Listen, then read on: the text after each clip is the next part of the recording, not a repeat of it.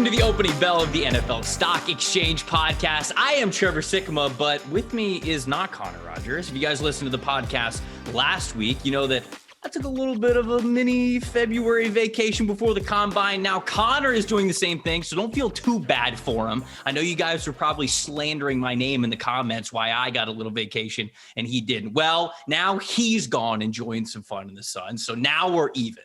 But I do have a treat for you. With Connor not being here, had to go to the next best thing when it came to this podcast, and that is a Locked On NFL Draft reunion here on the show. Let's go! With my very good friend, Jon Ledyard. Jon, I am so excited about this, man. You've been doing your thing at Pewter Report for a long time now, covering the Bucs, somehow getting Tom Brady to come down and win a championship in Tampa, which I very much appreciate you for. You're welcome. But, dude, we haven't done a full-on draft podcast since the Locked On NFL Draft days. And so, man, I thank you so much for joining the show. This is going to be a blast. Oh, absolutely, man. Thank you for having me. I appreciate it. I'm very excited, obviously. I don't know quite as much about the draft yet as I used to probably at this time of year, but still a decent amount making my way through it. But I've gotten some cheating off of you and Connor and what you said on the podcast. And so I greatly appreciate those heads up, and it's guided me a little bit to where I've been able to release my first mock draft and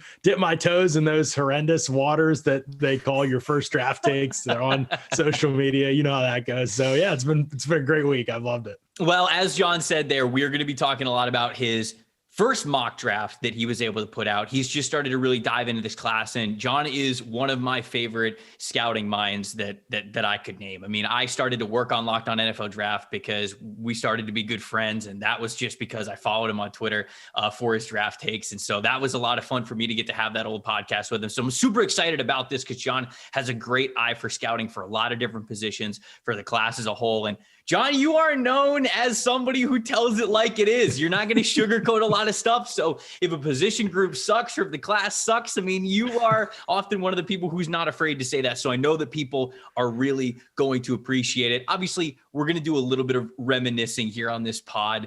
We're going to have some chit chat back and forth about the old Locked On NFL Draft days. And, you know, for you guys who didn't listen to it, it's okay. That's why timestamps exist. You can go and check out when the actual mock draft talk starts and everything like that. Before we get too far into it, got to remind people that PFF.com is where you could go for all of your premium stats for all of these players, whether it's draft prospects or NFL players. We're going to be referencing a ton of that here on the podcast. And if you don't have a subscription yet to get all those premium stats, you can get 25% off if you sign up using the promo code NFLSE. So if you don't have either an Edge, an Elite subscription, if you have one for the first time, if you want to upgrade, you can get 25% off right now. This is a fantastic deal. Use the promo code NFLSE. Check out all those premium stats that we're going to be talking about throughout the podcast.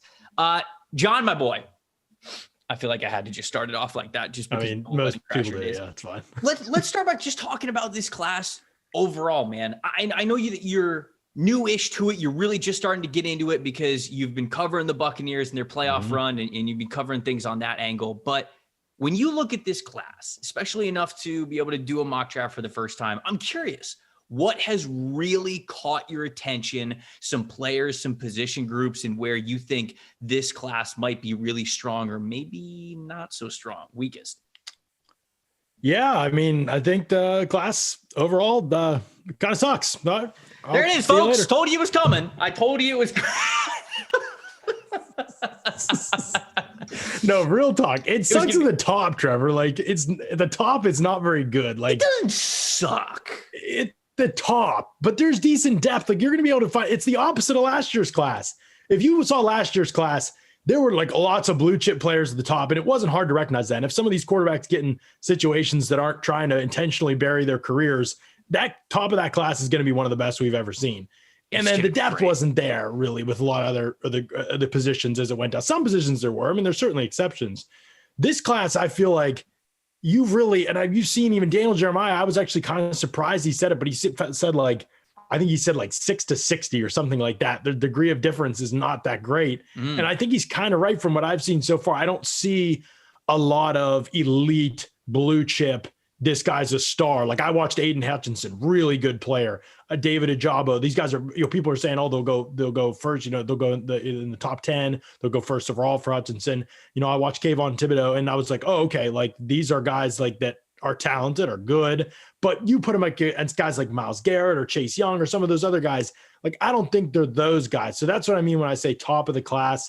I don't think it's the whole class is bad. I just think that if you're looking for like premier blue chip elite prospects, I don't think this is quite the class for that. Well, and I think that, obviously the quarterback narrative being what it is with this class doesn't help, right? Because I think we often, if we can build an NFL draft class around a really good quarterback class, then we can start to convince ourselves like, okay, like I'll take the top corner here, the top edge rush here, the top offensive tackle here. And then you go, oh, like it's pretty nice at the top. But without those quarterbacks to really be the backbone of this class or something to prop these guys up, I think there's a lot of uncertainty. And with uncertainty, people often realize that, okay, maybe there's not the difference makers that we thought. And, we're going to get into how many options are at number one overall when we really dive into your mock draft. But, have you seen, let's just say, I don't know, 2, 3, 4 players that you've been able to get your eyes on? You mentioned Hutchinson there by name. You said he's a really solid player, but have there been a handful of players in this class that you've watched already that you've been like, okay, I really like this guy, even if you're not saying that they're a far and away a number one overall pick or a top 3 pick, just somebody that you might have watched that you really like in this class? Mm-hmm. Yeah, there's a couple guys that I've seen that I really enjoy certain things about their game. Hutchinson is one of them because I love seeing players grow in terms of what their skill set is. If you watched Hutchinson at the beginning of the year, Trevor, you obviously saw a good player. Everybody knew he was a good player at the beginning of the year, but people didn't know that he was going to be, he could be the number one overall pick. He was kind of like, he's a fringe first rounder. You do your early mocks and he's in there, obviously the first round, because you only know like 32 names at that point, or like it only looks like there's 32 prospects at that point when you're doing those early mocks. But he wasn't like, oh, this guy could be the first, or like this guy could be like Myles Garrett type territory.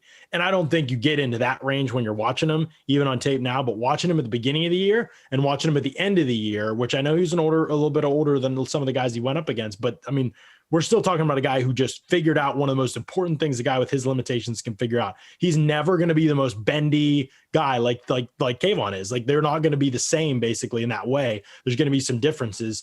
But the one thing about Hutchinson that he had to figure out, he had to become maximize your first step, maximize everything about your first step. And early in the year, he has a huge false step. You can see it. He's working from a 2-point stance. I know early in his career, there was some 3-point stance stuff. He played inside some, still getting used to it probably to a degree, although he'd done it before. And he was lifting that first foot on his pass rush get off. He was lifting it and putting it back down in place and kind of like stomping like a bull, basically. But it wasted, a good half a second, and that's everything in NFL speeds, that. So when you're projecting him out, you're saying he needs that get off, because if he's going to threaten the edge, it's not going to be because he can bend and run under a table at full speed. It's going to be because his first step is that explosive. So when he fixed that, I mean, he gave Ohio State the work after that. He gave Iowa the work after that. Haven't seen the Georgia game yet, but dudes could not block him. And then when they started oversetting because he was so explosive off the ball, he started just crossing their face, going inside, crossing their face. And it was really hard for guys to stop him. It's a little bit tricky in college because you always want our guys just jumping the snap because they don't change the cadence as much. Right. Our guys jumping the snap. What's happening here?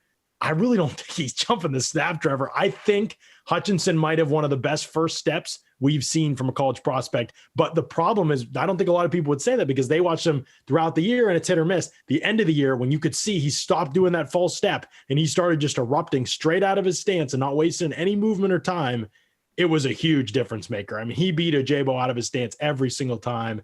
I think it can be one of those trump card traits for him, even if the other stuff for him isn't maybe at the level we've seen from top pass rushers in the past. Dude, that's high praise for Hutchinson in his first step. There's not a lot of people who would take, I think, that attribute of his game and boast it the most, because a lot of people, and I think they kind of oversimplify it, right? When they look at Kayvon Thibodeau and when they look at the Aiden Hutchinson and they look at kind of their pass rush profile and how they win, they say, okay, well, Kayvon's obviously much more athletic than Hutchinson. And I don't think it's necessarily the case, because you remember Aiden Hutchinson was on Bruce Feldman's freak list. Like, this dude is a real athlete. And I think that he's going to surprise a lot of people at the combine. But Kayvon wins in ways that are just a little bit different. He's so flexible with his athleticism. You mentioned running under a table, having that bend, that ankle flexibility to go around the edge and attack the outside shoulder, really give people fits with his speed runs. But man, it goes even further than just how he was able to grow this past year.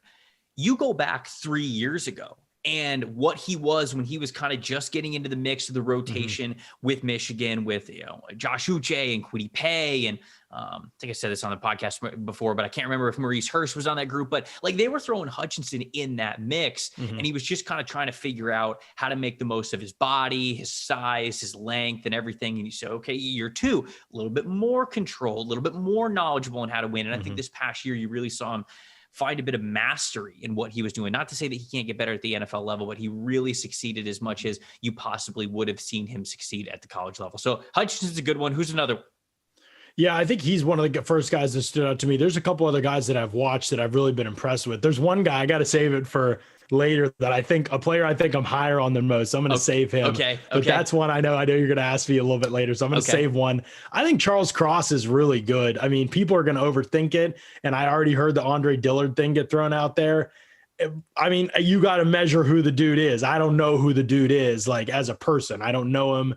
And that's a factor with Dillard. Like, he's a really nice guy, apparently. And, NFL teams wondered if he had that nastiness in him because he didn't really run block in college very much. And now it's like, seems like it's kind of played out that way. Like, but physically, I don't think Charles Cross I think he's way nastier on tape than Dillard was. Dillard was picture perfect, smooth pass setter, but there, you need that physicality in the NFL. You just need it. I don't think Cross lacks that physicality just because they didn't run the ball very often and he doesn't have a lot of run blocking reps. I mean, he's zone only run blocker right now. So obviously there's going to be maybe some scheme things, but I don't know, man. Like, the one thing he needs to fix is he just needs to get out of his stance faster. And usually I think that's fixable. Like, he's explosive. He just doesn't move on time. Right. I think if he can do that and get out of his stance on time, I mean, the only way anybody beats him is if they beat him off the ball. They guess the snap count, they beat him off the ball, and they get to the edge on him. But he has all the range you want. Strike timing is perfect. Balance is perfect. You can't really go through him. You hardly ever see guys cross his face. Inside hand is so strong. He's just got a ton of great traits. If I knew the guy was wired the right way, if I, as an NFL team, was like, he's wired the right way, he's tough, he's nasty, he wants to come in and be a tone setter, like, I would take him high. Like, I don't know. I haven't finished the other tackles as much yet. I know Evan Neal's a beast. I haven't finished the other guys as much yet, but I would take Charles Cross high just because he has traits. That area of the game, you need him in pass protection. Well, I mean, Mike Renner agrees with you. Mike Renner, I believe he's got Charles Cross. Well, I'm glad that he's right for once. Yeah, his top offensive tackle. All Mike Renner slander, fully welcome on this podcast. We're kidding. We love Mike, but no, he loves the athleticism. He loves the mold there. So many pass sets coming for that Mike Leach offense. Right, he's got a lot of experience in that regard. There, you're right. I think getting out of his stance is definitely something that he needs to get better with, but he shows that, like, it's not for lack of athleticism. It's something that you hopefully can just fix with him, because you don't want to get beat off the ball in the NFL, because if you're getting beat off the ball in college, it's only going to get worse when the first steps get a lot better. The explosiveness gets a lot better, but I think he can hang, man. I think he's a really good offensive tackle, and you'd be hard pressed to find a mock draft at this point in time that has Charles Cross going anywhere later than certainly the top 10, but basically number 6 overall with Carolina Panthers, because they need an offensive tackle so bad. So Charles Cross makes a lot of sense there. Anybody else? I got another one for you. Okay. I got another one for you. Lewis Sign. I'm saying the last name right, correct? Georgia safety. I think it's Seen. Is it Seen? Okay, somebody yelled at me for saying Seen on our pod, and they said it was Sign, so maybe it is Seen. Okay, well, I don't know what it is, but I think it's Seen. I think it's Seen. I think it is Seen. Connor has also asked this question on this very podcast when he also highlighted Lewis Seen. So you're in good company, not just with a scouting eye, but also not knowing how to pronounce the guy's last name. So it's C-I-N-E. Like, yes, I think it could be Kine. I think it's. Kenny? Kenny? Let's just call him Kenny. There's a soft H in there. Kine. Lewis Kine. Anyway, whatever his name is, he's baller, dude. I mean, he hits people. He's big. He's fast. And he processes quickly, too. He's going to be a strong safety in the NFL. He's not going to be a traditional single high safety for schemes like that. If you're looking to replace a Marcus Williams or replace a Jesse Bates or replace a Quandre Diggs. He's not going to necessarily do what those guys do at an elite level because he's not like a ball skills range guy, but he can move for sure. And you've seen him match up in man coverage and win. Not many safeties can go in man coverage in the slot and throttle down with receivers at the top of the route and look for the ball. He's done that on tape. That's a really encouraging sign for a strong safety because there's lots of molds. We say strong safety, but there's molds like Von Bell who are pretty much just box defenders who have to be in an underneath zone, like a linebacker, like they have to be in the right scheme to survive. And then there's strong safeties who like, okay, Malcolm Jenkins, he's a strong safety, but he can kick back and play two high shells. He can match up in the slot against tight ends like all day and every matchup, big wide outs. Like you give you a lot more, you know what I mean? So it's a term, but underneath that umbrella are a lot of different variations. And to me, Sign, Seen, Kind, whatever you want to, what his name is, he seems like the kind of guy that would be, I think he's going to be a lot more versatile, Trevor. I think he's going to have he'll be able to step in the slot and you'll see him match up against tight ends. He lowers the boom in the run game and he looks for the football. Very physical, very aggressive. And he's been playing in that defense too as a communicator. And so I think that that's a really good sign in the NFL. You come from a group like that. If he can test well, and he looks good on tape in that regard, we know Georgia's had some athletes bomb the testing or not do as well in testing in years past that we hope they would. And so I hope he's not one of those guys, but yeah, he looks like a player on tape. Who first comes to your mind when you think of that? Mine's Elijah Holyfield.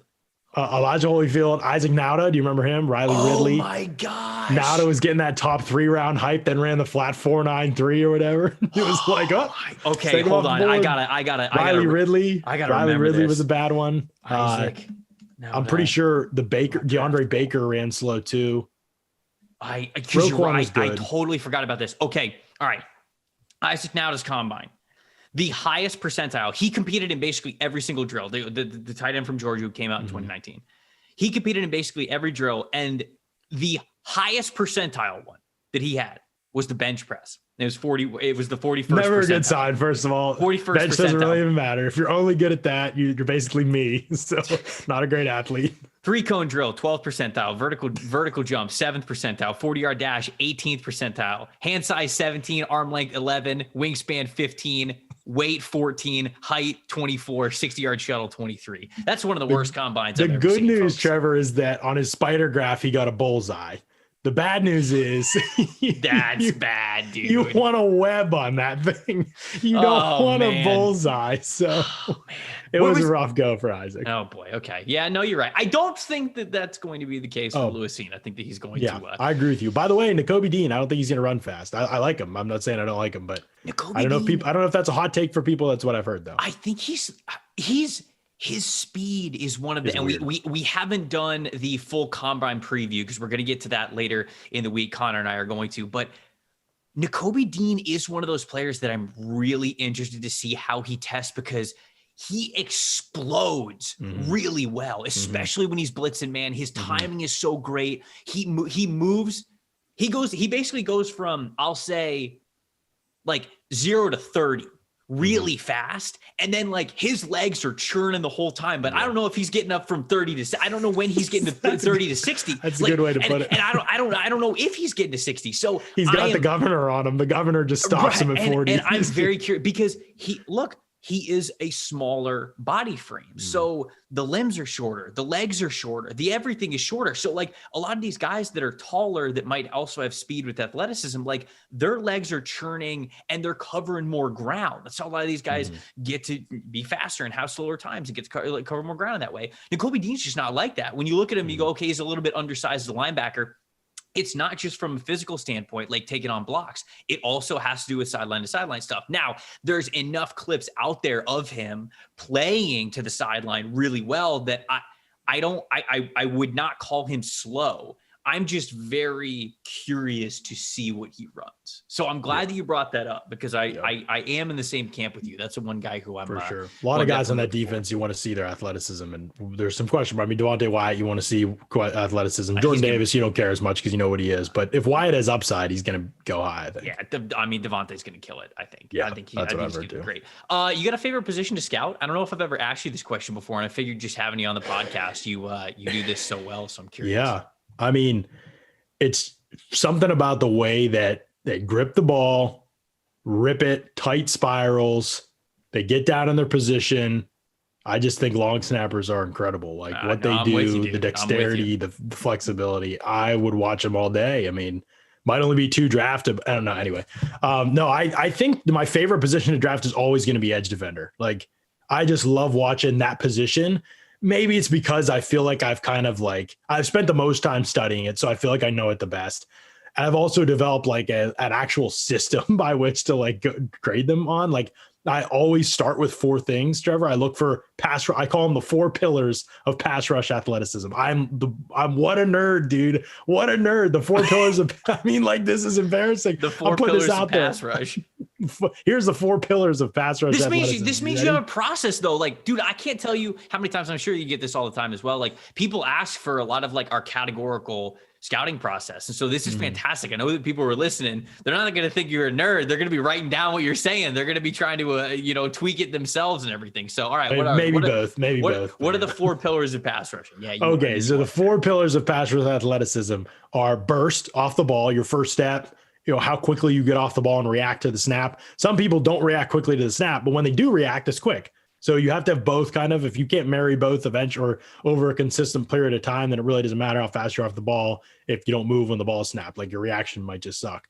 So I look for that one. I look for speed up the arc. So can you continue that burst that you have in your first step when your next several steps? So Hutchinson, for example, I think he has elite burst off the ball once he cut that false step out. I think he has elite burst off the ball. After that, his stride length is not quite as big. Like, so I don't think he's got great speed, but it's more than adequate speed enough. So he can threaten the edge right there. Like, so those are the first thing is burst off the ball. Second thing is speed up the arc. If you can maintain that burst off the ball enough to be able to threaten the edge, to get outside on the outside hip of the tackle. Third thing is like bend and flexibility. That displays itself in 2 types, in my opinion. Bend in your hips, so you can bend through under contact and dip your shoulder and get underneath guys like that in your hips. Or the other way is you could tilt the edge. I think of a guy like Yannick Ngakoue. He doesn't really bend. He keeps himself straight and he's just kind of horizontal to the ground and he just leans he runs on like the sides of his feet and turns corners. It's really weird. And not many guys do that, but Chandler Jones is another one. Like Chandler Jones doesn't really bend under guys. He just kind of tilts his whole body and just leans like this when he's rushing. He's just kind of fully tilted. So bending and tilting basically are, but I put them both under the flexibility category. That's the 3rd pillar. And then the 4th one is change of direction. So I think you need to be able to threaten tackles on their outside hip. Like if you can't in college, if you can't show that skill set, there are not a lot of pure edge rushers who play most of their snaps on the edge who can't win the edge consistently with burst, speed, or bend flexibility that are great pass rushers on the outside. Primarily, they have to move inside where there's a more linear path to the quarterback, where their hands can be more deadly, their length, all of those things. There's other great traits, but if you can't win outside primarily, it's hard to win primarily as a power rusher off the edge in today's NFL. There's just not many guys that line up there every snap and win that way. And it's hard to win as an inside counter guy. Like Leonard Floyd found that out, right? In college, he was only just trying to cross dudes' faces. That's all he did was just run 3 steps up and then jump inside. Like that's all he did.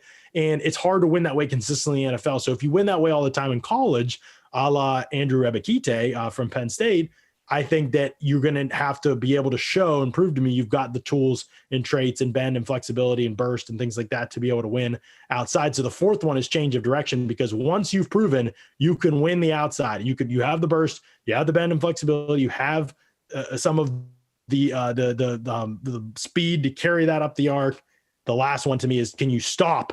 Can you change direction and get back inside? Because if you can do that, I mean, you can win outside and you can win inside, and then they're never going to be ready when you try to go through them. So those are really important ones, in my opinion. I think you need you don't need all 4 of them to be a great pass rusher. I just named some that don't. I wouldn't say Chandler Jones is the bendiest edge rusher, but he knows how to. Right. He makes good use of what he has, and I think David Ajabo is going to have to do some of that too. His reps where he's bursting off the ball, he's really hard to stop. And so you have kind of sort through the traits with different guys, but some guys like Myles Garrett have them all, and it's a wrap. Like, and I mean, it's a little bit like corner, right? People will be like, oh, like who are your top corners in the class? And it's funny, we're going to go through that exercise here on this very podcast where you have a linear ranking for guys. And, I'm going to probably at some point going to have, I don't know, a corner 4 is going to be a purely man coverage corner, and corner 5 is going to be like a zone dude. Right. And it's like, you look at those guys and they're both good. They just win in so many different ways. I just love the phrase that you had there. He has to know what he's good at out of space. He's got to make do with what he's got, even if you will. So a lot of guys, sometimes it's not even about having all the tools. It's how to deal with the tools or maximize the tools that you do have. That's what ends up making a good pass rusher. And so I think that those are all really great points. And even if you don't have to have all of those things to be a great edge rusher, you do have to have some combination of them. And then you have to know how to use that properly. So I think that those are go ahead. I was just going to say, it's the difference between pure athleticism. Like some people will say, oh, he's athletic as an edge rusher. That's great. He can run a great 40 for being as big as he is. That's awesome. But like pass rush athleticism is different. Like your 40 doesn't really matter that much to me, although you being athletic is always good. But what is your speed over 10 yards? What is your speed over 5, 6, 7 yards? You know what I mean? Like what is your 3 cone? That matters to me way more than what your shuttle is necessarily. Like, I don't really care if you're able to run 10 yards and then turn and run the other way. Like if you have to do that, your DC messed up, your coordinator messed up. So that's what I mean by pass rush athleticism.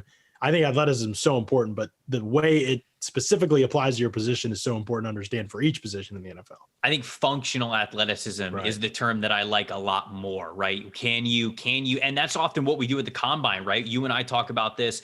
Connor and I have talked about it the last couple of weeks on this podcast as we have gotten prepared for the combine. Can you take what you're seeing in those testing and let's say that a guy runs faster or quicker or jumps further than you thought he was going to? Can you point to that on tape?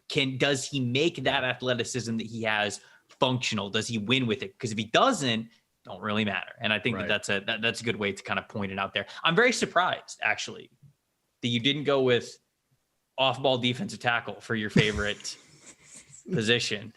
I mean, that's actually a good point.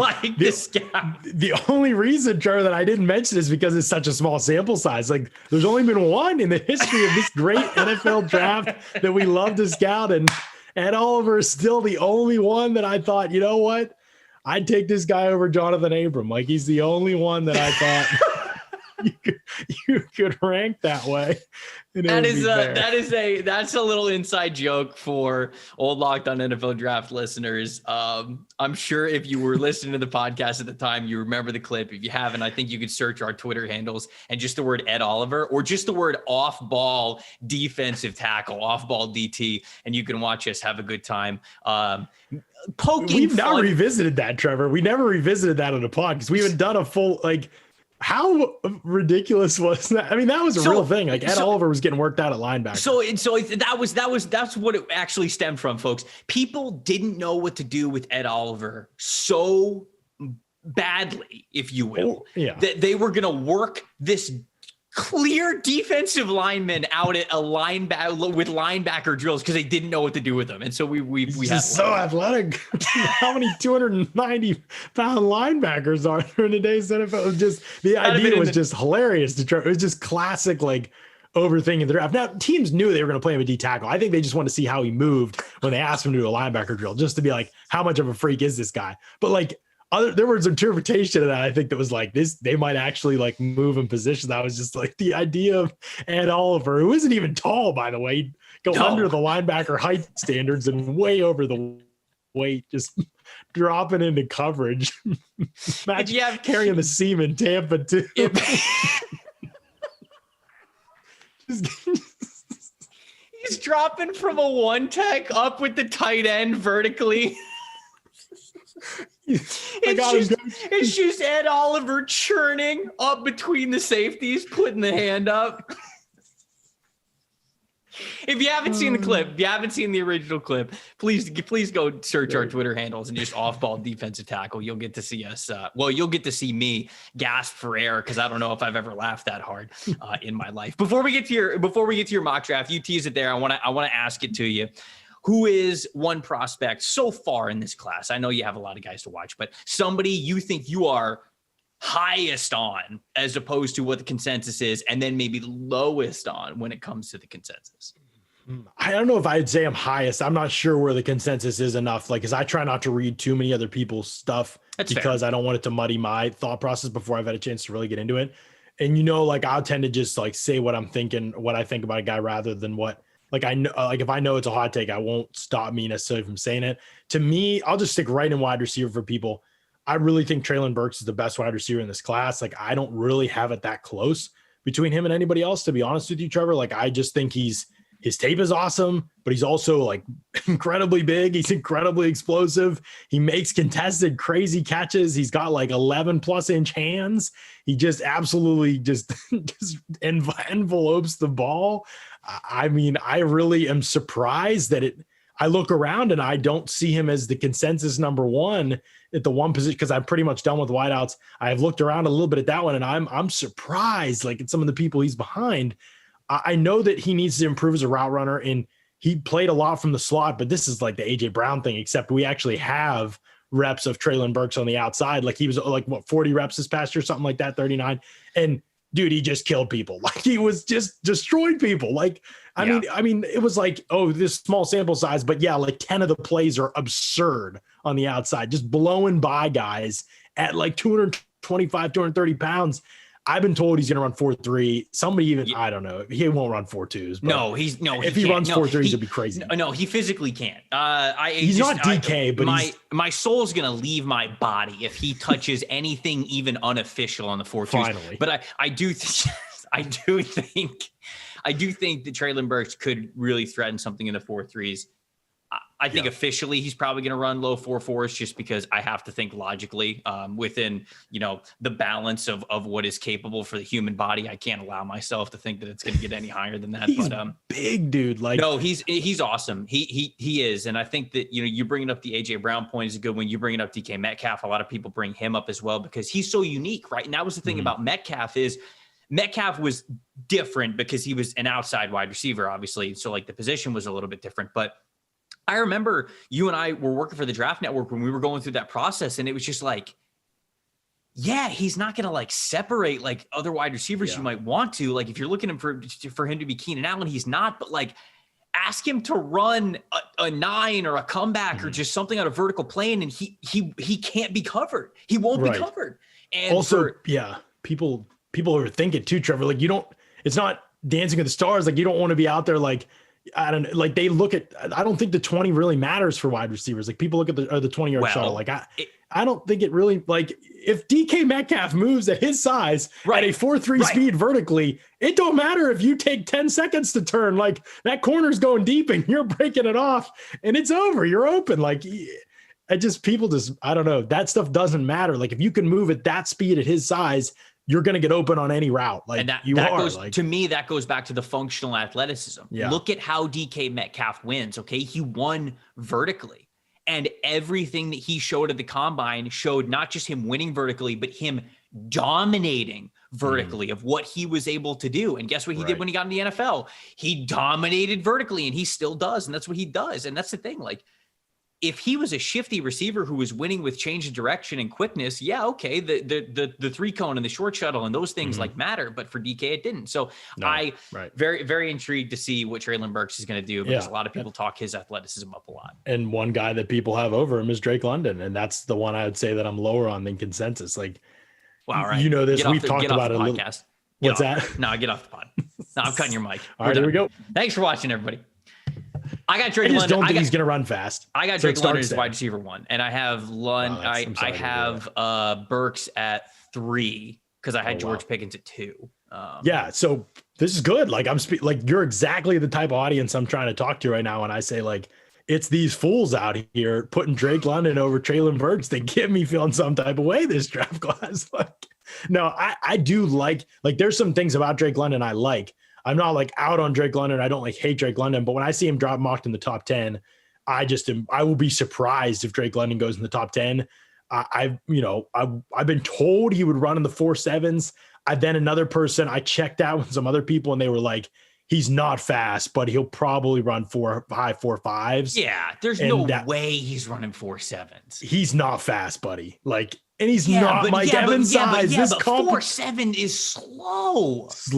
But I don't think he's that slow. I don't think he's that slow. Man, look, vertically. If he's okay, look, if he runs into 4.7s, then obviously, like, I have to reconsider, Because right now, I think he is if he runs in the 4.6s, will you reconsider a la Calvin Harmon? A little bit. Yeah. I mean, like I think right now that he's a mid 4.5s, like high 4.5s guy. I do. And so if he runs anything slower than that, then unfortunately I'm like, okay, now obviously the strengths of his game that I liked are still there. But when you are that limited when it comes to being able to stretch the field vertically, then that becomes an issue. Even if he's always going to be a contested catch wide receiver, that doesn't get any worse. But his ability to be maybe more than that, I think, changes if he runs something in the 4.6s, 4.7s. So we'll see. It's not a knock on him, but his ability to be a contested catch receiver will get worse in the NFL, not because of him, but because corners' ball skills in the NFL. It's one of the biggest things that changes when you get to the league. Like in college, I think he's so dominant to where he's still going to be able to make his bread and butter off of it. I really do. And I wouldn't be surprised if he could still win that way. But again, like I think when you win on the vertical plane as much as he does, like he's not necessarily running every single route in the book, getting open all over the field from every alignment. He's pretty much in the same place. In the same every snap, he's pretty much at the same spot on the field, outside the numbers, outside receiver, left side of the formation. Like they don't move him around a ton. Yeah, but that's not on him. Because it's not on him. His early tape, he was even a big slot dude. Like they played him in the slot. That's where he probably will be in the NFL. I think if he runs as slow as I think he'll run, I think he'll be a big slot in the NFL. So I might be a total hater. I think that he can make great contested catches, but when you're always making contested catches, there's a reason. Like, and one reason is Slovis's arm is absolute trash. The other reason is that he's always covered just because he doesn't get separation vertically, I think. So he's unbelievable. Like, it's unbelievable how often they connect on back shoulder throws, like in some back shoulder jump balls.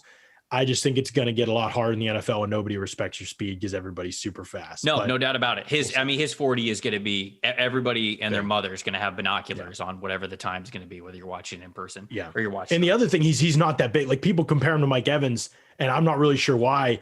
Mike Evans might be the most understood. We know this because I cover the Bucs and you cover the Bucs and are a Bucs fan.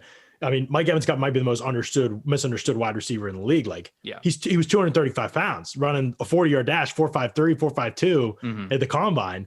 Like, that's freakish. You don't got receivers out here 230. He's not. London ain't that big, so he's a unicorn. Yeah, no, I'm totally with you. All right, let's get to your mock draft. I mean, you teased it a little bit there with Drake London not being a top 10 pick. Let's get to the actual mock draft picks you had. But actually, before we do that, got to tell you guys about All 22. Our friends at PFF over at All 22 are unveiling the newest fantasy football game that hundreds of PFF employees have been playing. I did the draft at the beginning of last season, and I can't tell you how much fun it was.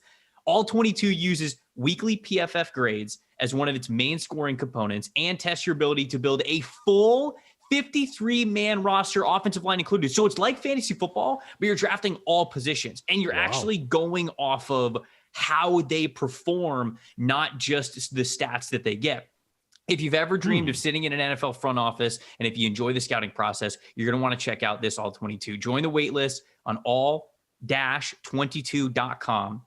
with nothing more than your email. That's all you got to do to sign up. If you join the wait list before the NFL draft, you'll receive a special promo for your code to get the All 22 subscription. Waitlist users will even gain access to premium content like the inaugural draft guide, in-season strategies, more announcements and feature releases that we're going to have there as well. Be sure to follow All 22 at All22_PFF on Twitter. All 22, less fantasy and more football. It's really cool, guys. We're going to be telling you about that, I think, throughout the draft season, because I hope you guys get into it, because it was a lot of fun to do that draft. It was a fantasy. That sounds football. Awesome. I mean, it's really cool, man. And I know that we're working on it and we're making it as good and as realistic as it can possibly be. But it's that fantasy football feeling, but for an entire team. So it was a lot of fun. It was a lot of fun to do the draft with a lot of people. So I'm definitely in on that.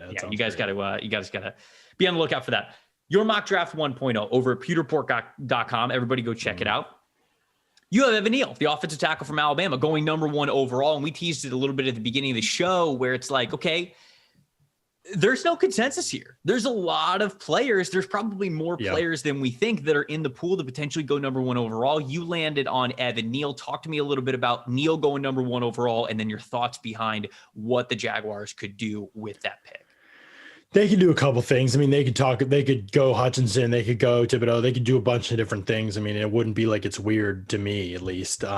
Having said that, Mike Caldwell coming from Todd Bowles. Like Todd Bowles obviously got the edge rushers now, but kind of inherited some of those. Like, I mean, that's not necessarily like something when he was with the Jets, they didn't necessarily build around those guys. And right now he's got Josh Allen. Caldwell does as he goes to Jacksonville. He's got Josh Allen and he's got, I don't know, Caleb and Jason, if he's anything, we don't know. I mean, he's dropping into coverage more than he's rushing these days. So who knows, but doesn't look promising for him. But maybe you want to work with those guys. Maybe you don't see it as a huge need right at the top of the draft. Maybe you do, and you take one of those guys, but left tackle is a big need. Cam Robinson's about to hit free agency. They got a couple other free agents up front, Norwell, the left guard as well. So, I mean, they've got to look at their options there and kind of say, okay, do we want to have a chance here there's a couple good tackles. We could get one of these top guys.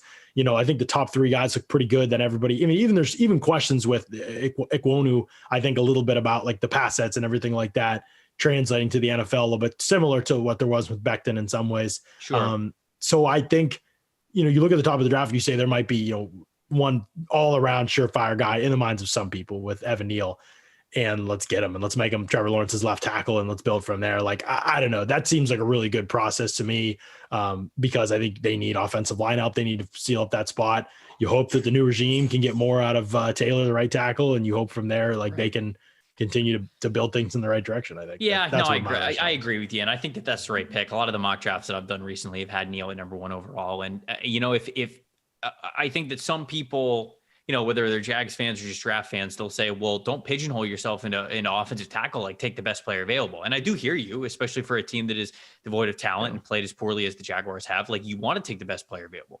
But if everything is decently even, as you kind of explained there, protecting Trevor Lawrence is something that goes into the equation. Setting up the best offensive line you can is something that goes into the equation. So I land on Evan Neal there as well. You've got Aiden Hutchinson going 2 to the Lions. You got Kyle Hamilton going 3 to the Texans. Kayvon Thibodeau 4 to the Jets. Jets fans will be happy about that. I had them passing on Thibodeau in my last mock, and oh boy, weren't really happy about that one. Connor almost threw me under the bus and just backed the bus straight over on the podcast when we were talking about it. But he was probably ticked. He's been waiting for an edge rusher since John Abram, man. He has. And Connor was probably nicer than he needed to about it, but he said he gets it with offensive line, because I had them taking Ike Ekwonu and making that kind of the same thoughts that you have with he and Becton. Right. With and Elijah Vera Tucker, right? Just some road graders out here. But so I want to go down. You got Charles Cross going 6. Number 7. I want to ask you about this one, because you and I have had this conversation before. You got the New York Giants at number 7. You have them taking linebacker Devin Lloyd. And I think that Lloyd objectively would be a really nice fit when it comes to roster necessity and something that they, I think, really need at the center of their defense. But the off-ball linebacker position, I didn't say off-ball defensive tackle. I almost did. I thought about it. But that off-ball linebacker position, you and I have talked a lot about, is it worth a top 10 pick? You have Devin Lloyd going number 7 overall here. Obviously, the class is a little bit more up and down than I think it normally is. But what's the kind of the thought process with Lloyd here at number 7? I think the only time that teams really feel like it's worth it is when the linebacker's name is Devin. And other than that, I don't know if Devin White, Devin Bush, Devin Lloyd. Like, other than that, it's like, forget this position. That's good. If you have a kid and you want to make it the NFL linebacker, name Devin. Just choose that name wisely, parents. Let's just telling you right now. I don't know. We'll see what happens with Devin Lloyd. I've only seen a little bit, to be honest. I need to see more of him on tape. I probably will do linebackers last again this year, because the Bucs are probably unlikely to draft one, but I'll still do them. And I'll probably watch Lloyd and Dean in depth and scout them very soon and actually grade them out. I haven't finished grading him yet, but I see a guy who has the ability to do everything when I watch him, and he plays with the right temperament. And I think he looks fine athletically. I don't know what he's going to test at, or I have not heard from anybody what they think he's going to test, if they think he's going to blow it up, or I don't know if he's going to blow it up, but I think he looks like a good athlete on tape. So we'll see what happens. The Giants are now run by Brian Dable and Joe Schoen. And I'm sorry if I'm saying his last name wrong, but Shane. Sheen. That's it's very confusing. Like, it doesn't look like Shane at all, but it doesn't at all. Yeah, that is the way it is. I think that, I mean, they both are coming from Buffalo, and so they know Tremaine Edmonds, Matt Milano, like, drafted these guys, valuable. That defense needs guys like that in the middle of the field. Edmonds hasn't even fully, arrived as a player still, but they valued him. They value the skill set. They value the ability to do lots of things, stay on the field for all 3 downs. They value that in linebackers. They're not like the last era of Giants people, in Philly, like what, they don't value the position. The Browns, this is different. This group is different. This group running this team is different. And I think they're going to see it's a huge hole there. And they could address it at 7. They could trade down, which I'm sure they're going to want to if the top 2 edge rushers are off the board. They could take Kwonu. They could do a bunch of different things, to be honest with you. Like the Giants, it's kind of an open book. That's kind of that way for a lot of different teams. I don't know if how high Lloyd is going to ultimately go. Mm-hmm. One of the challenges of putting together this mock draft, Trevor, is that I don't really see multiple typical top 10 players in this draft class. Right. Where last year you saw 15 guys that could go top 10 and it wouldn't be weird to you. You got guys spilling out of the top 10. You're like, geez, this is going to be crazy. But one of these dudes is going to fall. This isn't like that in this year. So I bet we see 1 or 2 surprises in the top 10. That's why, you have Tyler Linderbaum,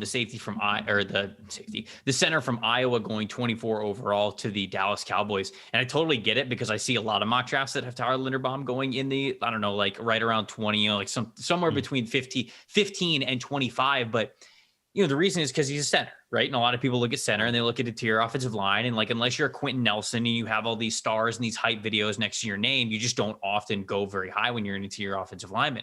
But what you just said there makes me feel like there is a real chance that we could get Tyler Linderbaum as even a top 10 pick, because when you watch him and you go, okay, that's one of the cleanest, best prospects in this class.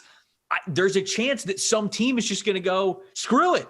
Give me the good player. Like, I don't care. Like, I don't want to take any of these other guys. I just want to take the football player that I think is best. And that's why, you've got Tyler Linderbaum at 24. I'd love to hear your thoughts there with him going to the Cowboys. I think it's a great fit. Obviously they get to fortify the offensive line, but I feel like he can go a lot higher for that reason. But that's kind of where I am with it. You're exactly right. He could go higher. That's very much a position, and usually just a player, whoever the top player is, usually is very much just like, oh, we value the position enough, and other teams just like, we just straight up don't. Like, it just doesn't matter to us. If he went at 8, it wouldn't surprise me, to be honest. I mean, here's the other part, Trevor. Everybody's going to try and trade down, right? Like, I'm not alone in my thinking here. I don't think that the top of this draft class isn't exactly loaded. If you're pretty good at O-line and the top 2 edge guys are off the board, you're probably going to try and trade down but the problem is who's going to want to trade up, because the quarterbacks in the class aren't good. And that's normally what people are trading up for. So you're going to have a real hard time. If you're Atlanta, I mean, they're kind of an easy one to say, okay, they're probably going to try and trade down depending on what's on the board. Okay. You look around the board and you're like, all right, like nobody wants to trade up. We're stuck here. We're just going to take the player we like the most. Like, I don't care. Like, it could be a center, and they've invested a lot, Atlanta, in their offensive line in the last couple of drafts. They've drafted a ton of guys. It just hadn't really worked out for them. Like, they should try drafting the good players. I think that might be a good strategy for them moving forward. That doesn't really include Jalen Mayfield. It doesn't really include Matt Hennessy necessarily. It does include Chris Lindstrom. It does not include Caleb McGarry. Like, that would be crazy to imagine drafting him in the first round. But I think that moving forward, could be part of their philosophy. And that's where Linderbaum could come into the picture, like saying, okay, we tried Dahlman at center last year. We tried Hennessy. We tried like alternating centers. They literally alternated centers for weeks, Trevor. Like, I was like, come on. They alternated centers in the same game. They had like 4 fumbled snaps against the Bucs, and they're alternating centers drive to drive. Listen, that's where the game is going. Football is going to a center by committee. I've often said this. What's the center platoon? That's what it is. Right. It's a center platoon. You've got an early down center on first and second down, and then you've got a third down center that you bring into the game on the money. Yeah, they had the center. They could snap the ball. Then they just brought in Drew Dahlman on the reps that they didn't want to snap the ball right, and he put that thing on the ground just like he's supposed to. So, no, they could take Linderbaum at 8, Trevor, and it wouldn't even blow my mind because he's a good fit in the system too. I mean, they want to, obviously Arthur Smith wants to run the ball. I could see it being like very easy, like he falls in love with them, or he could fall all the way down into the 20s. Like that's really the range, and it's because of exactly what you said. Like, isn't the best draft at the top. So after you get outside of the top 5 or 6, you're going to see teams that want to trade down can't, and they're just going to say, you know what, screw it. We're just going to take the player we like the most. Like, it might be a reach, but like, we don't care. Like, there's only like 10 guys we like in this class, and he's who we like the most. And that's how some teams are going to view it.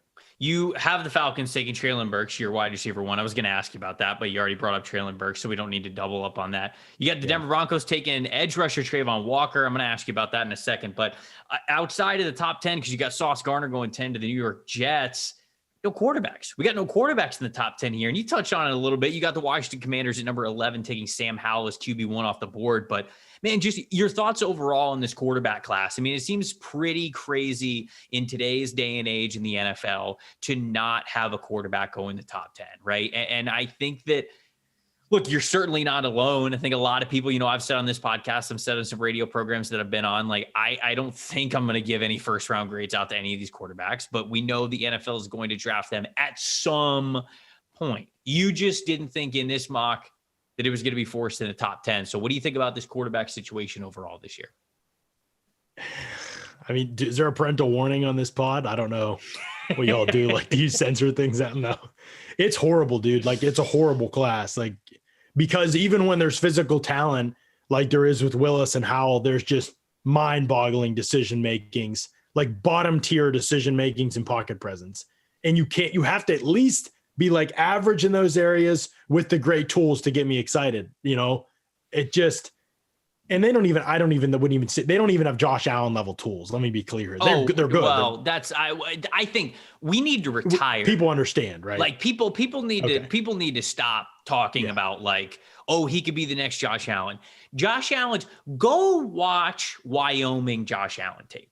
Yeah. The arm is the stupidest thing I've ever seen. Like, go watch Josh Allen's Wyoming tape and then watch any of these quarterbacks in this class. And you will never say that phrase ever again, that he's a project. So he's just Josh Allen. If Josh Allen didn't have the arm ceiling that he did, he probably would not have had the chances long enough to become obviously what he is now, as one of the best quarterbacks in the NFL. And like, that's the reality of it. They played him as much as they did. They stuck with him as much as they did because obviously they drafted him high, but also because like the arm was that alluring. Right. These guys don't have that. Yeah. Yeah. No, they don't have, I feel like I shouldn't have to couch it that way, but I kind of do because I've seen people be like, it could be like a Josh Allen situation. No, sure. I mean, like, they're not that good. Like, they're not that type of talent, but they are talented for sure. Like, they have enough physical talent that you don't worry about that part. They check the box, as people would say.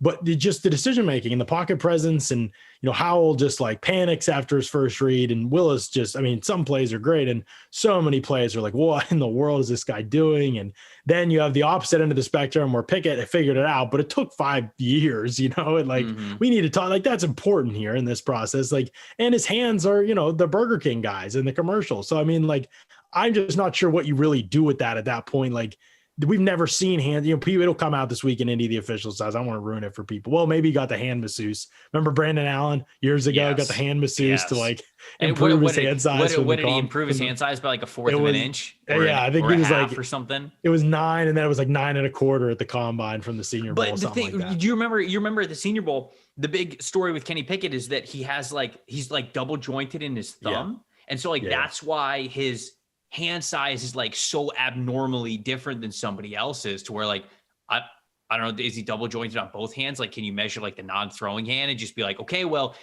the rest of his hand is actually like 9.5 or whatever, like hitting the threshold. But at the same time, like, even if that's the case, he throws with the one that's double jointed. So like, does that even matter? I do not know. I have no, this is such a strange situation. I don't even know how I saw his hands. I mean, I walked past him in the Senior Bowl multiple times. I saw his hands. I never seen that. I never seen either. That's a new. I never seen hands that small. Like, it's a hand specialist now. What are you a hand specialist? Handologist? I'm a hand specialist. Look, you wear a lot of hats when you're a draft scout, man. You got to look at those things. But anyway, quarterback class is bad. Yep. There's either severe physical limitations and ceilings on guys, or you just can't imagine some of the raw tools guys getting where they need to be consistent starters in the NFL. So somebody's going to take them, but I don't think they're going to be lucky. A couple questions left. 2 guys that I did want to hit on. You have George Karlaftis, the edge rusher from Purdue, going number 14 overall, which I don't think is a bad spot. I think I've had George Karlaftis going to Baltimore in a couple of my mock drafts, but I also feel like I've heard you kind of talk about George Karlaftis as if you were not as high on him as the rest of maybe draft Twitter, just consensus might be. Is that the case? Are you lower on him? I have no clue how I feel about George Karlaftis, man. I really don't. He's one of the weirdest players in the draft. I went in and I kind of, and this is maybe my bad, I try to avoid these things, but you go in with some notions sometimes. I went in and I watched a couple games, And I kind of had the idea going in, okay, he's like a big, heavy edge without great physical tools, right? He's not like super long and everybody's like, oh, he's not that athletic. And then some people have said, wasn't he on Feldman's list? I think he might light up the combine. So Yeah, I don't know I think he was, at least in certain areas, better than people expect anyway. So I was like, I don't think he's that unathletic watching him. But dude, the problem is I watched 2 games. I watched Oregon State and Iowa, and he won like every snap. But it was so absurd. Like Iowa's tackles are horrible. I thought this place was known for O-line play, and they have been in the past. Their tackles are so bad in every game I've watched. I mean, Hutchinson and Karlaftis, it was not even, they shouldn't even put that tape out there. Like it's honestly, it's like abuse to those guys to like that tape's available for people to watch. But I honestly watched those games and I was like, okay, Karlaftis is just like tough. Like he's just going to like run through you. And what translates. Then he was against Ohio State and it was just terrible. I mean, Karlaftis was horrible against Ohio State, and Hutchinson destroyed Ohio State. I mean, destroyed them. It was one of the most ridiculous game tapes of the year. And Karlaftis struggled like crazy, dude. As a pass rusher and no answers. As a run defender, it was terrible. They unblocked him and optioned him off all game because he can't move laterally at all. Like that's the biggest struggle. Now, if you have Karlaftis play in space, you're going to be pissed, but there's something to him, like for sure. I mean, he's not a bad player at all. I'm curious to see how he tests. You know, he's somebody that has to win off the ball because I don't think he's like this super bendy dude.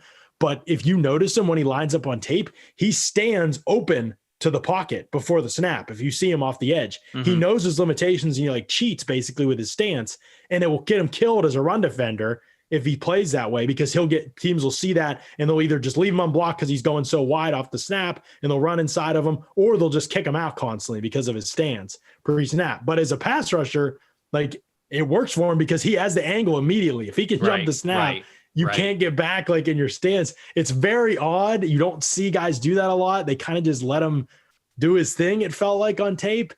I think there could be like a path for him to be this like pretty dynamite situational rusher.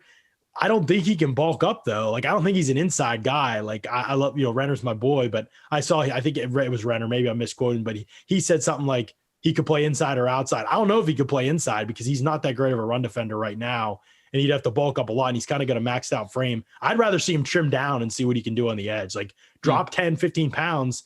If he's really 275, play at 260 and play at 255. And then let me see, because I don't think he's a bad athlete at all. Like I just think he can't move laterally. No, he's a very all around athlete. I've got the Bruce Feldman freak list paragraph on him right now. He played on the U16 Greek national water polo team as a 13-year-old, which is pretty insane. Then he became a 2-time Indiana State champ in the shot put, started for 3 seasons for his high school basketball team. And as part of his preparation, he spends an hour a day doing hand-to-hand combat and MMA drills. So it's like, this dude's just like, he just does athletic shit for fun. Like that's just like, that's what he does. He's just an athletic dude. But I do agree that he is going to be polarized. He is polarizing for a lot of people. I love his game. I really do. I think he's stronger than you give him credit for. I just think, his alignment is a little strange, but I think that if you're getting him in normal spots, I think that he succeeds in both areas. I really do. Maybe he's not elite in one or the other, but I think he's a really good all-around player. I think he's strong. I guess I don't think he's like a weak player at all. Like I think he's strong. I think that it's hard to win primarily with strength in the NFL because you hardly ever go up against anybody do you have a serious physical power. Fair. You just don't have that discrepancy like you do in college. Right. Like as Iowa tackles were getting knocked over. Like how many times do you see a starting tackle outside of preseason games? You know what I mean? Doesn't happen often. So that's where I say like he's got to build off of that some. Like there's a lot of body to body rushes that just kind of die out. But when he beats you off the snap, it's curtains. So that's going to be the key for him. Like, and if he can get lighter and more explosive, he's got a higher ceiling than other 275-pound edge rushers in college, like Zach Allen, AJ Epinesa, Carlos Basham. Like those guys were all so overrated, and Zach Allen and Epinesa were mocked in the top 10 all the time. And I was the dude that came out and was like, these dudes are not first-round players. They aren't even second-round players, in my opinion. And then they end up going way later than people thought. Like as the draft went on, I think Karlaftis is better than those other types. And I know those guys too. have some different body types, but I think he's better than those guys. All right, we got to get you out of here on pick number 27. It's the Buccaneers. It's the team you know so well. You've got them taking offensive guard Zion Johnson. And oh well, we'll look at the timing of this podcast because Ali Marpet, we're recording this on Sunday. Ali Marpet just retired out of effing nowhere, which is not ideal for this Buccaneers team. Jensen was already hitting free agency. Kappa was already hitting free agency. And so you have them going Zion Johnson, a Senior Bowl guy, the offensive guard from Boston College. Looked like a good pick then. Feels like it's an even better pick now. How much do you think their priorities change with Marpet out when it comes to number 27 overall? Yeah, it might change. I mean, what happens in free agency will be big. I mean, I don't know how many people that listen to Pewter Report podcast. We've talked about it pretty much at length. I don't think Ryan Jensen's going to be back with the Bucs for sure. I would be pretty surprised. I think he's looking to cash out one more time. He'll be 31 in May. He wants to get the big payday, and I just don't know if the Bucs want to shell out a ton of money when they're paying. Well, I mean, they have to figure out Marpet's situation, but they're paying Donovan Smith a lot, and then they're going to pay Tristan Wirfs a lot. You know, I don't know if they want to pay. I mean, he's going to be in the Ragnow. He's trying to get to the Ragnow range. Like, you want to make him the highest paid center in the league at his age when he's played through injuries the past 2 years. So if they lose Jensen, then maybe Kappa comes back for $9 million a year, something like that. And you keep him around maybe, but you're still probably looking for another guard or a guy you can play there. So yeah, it could change things. I mean, they could go for a vet. They have Staney around. He'll be a free agent, but he's probably back on a cheap deal. They liked him. He started the playoff games and they won the Super Bowl, obviously, with him out there. He played well. Nick Leverett's a guy they've developed. They've done a good job behind the scenes. They at least have good depth. I don't know if these guys can be, 17 game starters, but they have good depth. They have guys that will challenge and compete and work their tails off for spots, make a young guy better if he comes in. We'll see how much it changes their plans. But Zion, I don't know if he's ever going to be a star, but he seems like a guy who's going to test pretty well. And the power is obviously there. Lots of double teams in college. Very similar system to what the Bucs do. I think he's got the right mentality. That matters to the Bucs. They've mostly drafted really good athletes on their offensive line, but they also will make exceptions like Alex Kappa, one of the worst athletes that's ever participated at the combine at his position and from a small school. They said, you got the mentality and the technique, dude. We're going at you. We're taking you. So they'll make exceptions if the mentality is there. And I think it's there for Zion. So I think they'll like him. All right, there we go, everybody. I know we didn't get to all of the picks. We didn't have time to do that, but go check it out over at pewterreport.com. I got to give you guys a reason to go over to the site. Check out John's 1.0 mock draft for the 2022 NFL draft. He's got all 32 picks in the first round with explanations with all the paragraphs and what he thinks on all these prospects beyond what we just talked about here. John, this was awesome, man. This was so much fun for me. I really appreciate you popping on, getting to reminisce a little bit about some old times, dust off the duo mic a little bit here and get to talk some NFL draft, buddy. This is fantastic. Yeah, thanks for having me on, man. Always a blast. You guys are killing it. Fun to see you killing it and killing the game with Connor on this thing. And I know it's the best is definitely yet to come. So appreciate you having me on, and I'll see you in Indy in a couple of days. I know. I'm excited about it. Go follow this man on Twitter at Ledyard NFL Draft. Go follow Pewter Report as well. They're covering the Bucs better than anybody else out there. Appreciate you guys listening to the podcast. It is Combine Week, and tomorrow Connor is back in the co-host chair, and we are going to preview what we believe the biggest storylines are for the Combine, and that includes what the head coaches are going to say, what the GMs are going to say, what these players are going to say, what we're looking for, whether it's on the field with the testing or at the podiums. What questions do we want to see answered? What's going to matter the most in Indianapolis? That's coming tomorrow. We'll see you guys then.